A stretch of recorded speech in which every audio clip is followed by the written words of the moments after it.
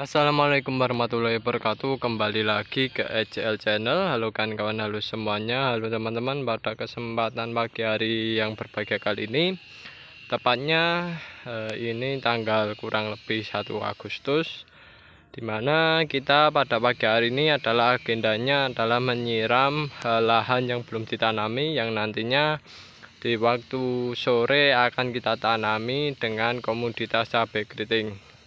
Nah, penyiraman ini ya itu kita lakukan dengan menggunakan diesel, yang dimana kita ambil airnya dari sumur bor, lalu kita ambil dengan menggunakan diesel dan kita sebar dengan menggunakan selang. Penyiraman itu sendiri kan kawan, kita lakukan sebelum dilakukan proses penanaman. Itu peranannya cukup penting ya, dimana air yang kita siram ke lahan-lahan budidaya ini yang nantinya kita tanami cabai ini memiliki peranan penting. Yang pertama yaitu peranannya adalah melembabkan kondisi tanah, dimana dengan kelembapan yang cukup bagus nantinya akan mengurangi tingkat kesetresan atau adaptasi akar terhadap tanah yang akan dibudidayakan.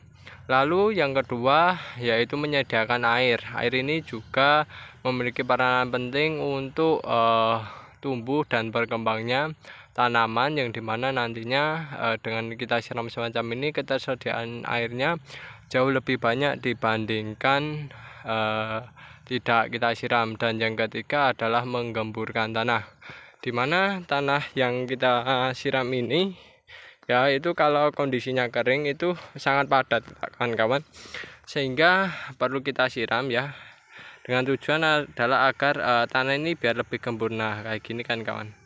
Nah, pemadatan tanah itu sendiri disebabkan karena adalah kondisi lahan yang sebelumnya pernah ditanami dengan menggunakan bahan-bahan kimia tanpa dibarengi bahan-bahan organik, sehingga ya tanahnya tidak gembur atau keras silahkan kan semacam itu. Nah, cara paling pokoknya ketika mau melakukan proses penanaman itu nantinya adalah dengan menyediakan air ya sebelum dilakukan proses penanaman pada waktu pagi hari ini.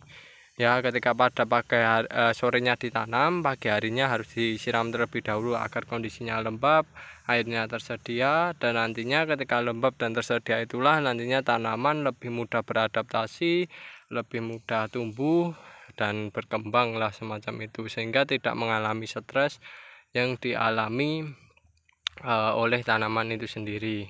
Dan nantinya ketika disiram kan kawan, tanah itu pastinya akan menyerap air dengan sendirinya, yang dimana nanti air ini ya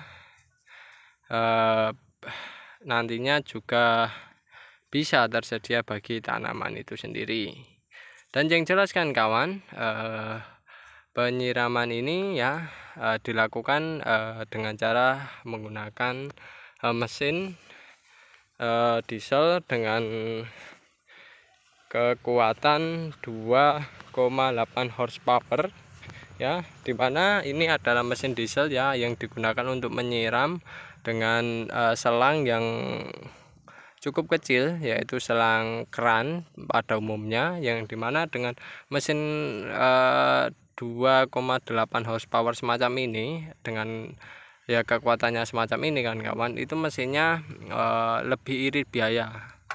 Dalam artian ketika kita menyiram semacam ini dengan menggunakan mesin ini, bahan bakar yang dipergunakan itu jauh lebih sedikit, sehingga nantinya ketemunya adalah irit biaya dalam proses penyiramannya. Nah, dalam proses penyiramannya ketika irit biaya, otomatis biaya produksinya akan sedikit pula kan kawan semacam itu. Akan tapi saya saranin untuk kawan yang menggunakan mesin ini, saya sarannya adalah pastikan tempatnya itu jauh dari air ya. Jadi dalam artian gini kan kawan, ketika airnya itu tidak tersedia ketika musim kemarau semacam ini kan menggunakan mesin yang ukurannya kayak gini kan kawan, ukurannya kecil saja itu sudah cukup. Tapi kalau tempat kawan itu ketersediaan airnya itu cukup melimpah, kawan-kawan saya saranin menggunakan air ya, air yang berada di daerah kawan-kawan yang cukup melimpah itu kawan-kawan. Nah, kalau di daerah kami sendiri musim kemarau ini terkadang kondisi airnya ada juga tidak, sehingga kami lebih menggunakan mesin semacam ini. Dan yang jelas daripada susah payah mengambil air, ya kami lebih saranin dengan mesin ini, karena ini sangat membantu sekali ya kawan-kawan dalam proses penyiraman semacam ini kan kawan. Oke kan itu dulu updatean kegiatan hari ini. Semoga dengan penyiraman pagi hari ini tanah kami lebih basah, lebih lembab, serta ilmu yang saya sampaikan pada kali ini lebih bermanfaat bagi kawan-kawan ya. Jika ada hikmahnya silahkan diambil, jika ada kekurangan maupun kesalahannya kami mohon maaf yang sebesar-besarnya. Saya akhiri, wassalamualaikum warahmatullahi wabarakatuh.